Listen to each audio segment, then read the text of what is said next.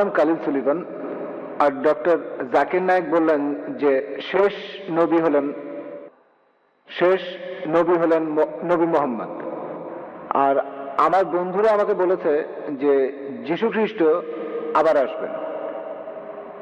এই কথাটা কি সত্যি? ভাই, আপনি প্রশ্ন করলেন যে মোহাম্মদ সাল্লাল্লাহু আলাইহি সাল্লাম হলেন শেষ নবী, শেষ রাসূল, কিন্তু তার বন্ধু যীশু খ্রিস্ট আবার পৃথিবীতে আসবেন। এই কথাটা বাইবেলও বলা আছে, যীশু খ্রিস্ট আবার পৃথিবীতে আসবেন।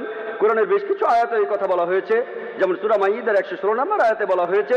আর সব মিলিয়ে 70টি সহিহ হাদিস আছে যেখানে বলা আছে যীশু খ্রিস্ট আবার ফিরে আসবেন। কিন্তু যে কারণে যীশু খ্রিস্ট আবার পৃথিবীতে আসবেন সেটা হলো খ্রিস্টান ধর্মের যীশু খ্রিস্ট তিনি ঈশ্বরের একমাত্র প্রেরিত দূত, যাকে তার অনুসারীরা ভুল করে ঈশ্বর বলে মানে। আর কোনো নবী নেই যাকে তার অনুসারীরা ঈশ্বর বলে ভুল করেছে।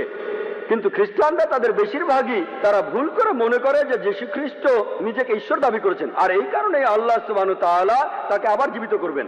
আর এ সম্পর্কে পবিত্র কোরআনে সূরা মাইদার 116 নম্বর আয়াতে উল্লেখ করা হয়েছে, সেই দিন আপনি সাক্ষী হবেন, হে আল্লাহ সুবহানাহু ওয়া তাআলা, আমি তাদের উপাসনা করতে বলিনি, আমাকে আমি বলেছি আবুদুল্লাহ, আল্লাহকে মানো, রাব্বি ওয়া রাব্বুকুম, আমার প্রভু তোমাদের প্রভু। তাই দ্বিতীয়বার পৃথিবীতে এসে যীশু সাক্ষ্য দেবেন যে আমি আমাকে উপাসনা করতে বলিনি, আমি তোমাদের বলেছি এক ঈশ্বরের উপাসনা করতে। তাহলে দ্বিতীয়বার যীশু নতুন কোনো আইন আনবেন না, তিনি আসবেন হযরত মুহাম্মদ সাল্লাল্লাহু আলাইহি সাল্লামের উম্মত হিসেবে। তিনিও এ আইন মেনে চলবেন, কোরআনের আইন আর সহিহ হাদিস। তিনি আমাদের নতুন কিছু শেখাবেন না। তিনি পৃথিবীতে এসে সাক্ষ্য দেবেন খ্রিস্টানদের সামনে, আমি নিজেকে ঈশ্বর দাবি করিনি, এখন তোমরা কোরআন আর সহিহ হাদিস মেনে চলবে। আপনি বললেন যে শেষ নবী হলেন নবী মোহাম্মদ, আর তারপর যীশু আবার হ্যাঁ ঠিক, দ্বিতীয়বার তিনি নতুন নির্দেশ আনবেন না।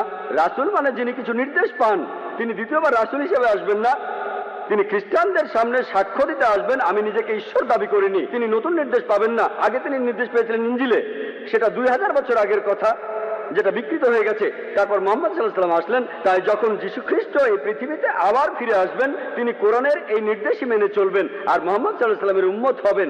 তাহলে রাসূল হিসেবে, ঈশ্বরের দূত হিসেবে সর্বশেষ হলেন নবী মুহাম্মদ সাল্লাল্লাহু আলাইহি সাল্লাম। আশা করি উত্তরটা পেয়েছেন।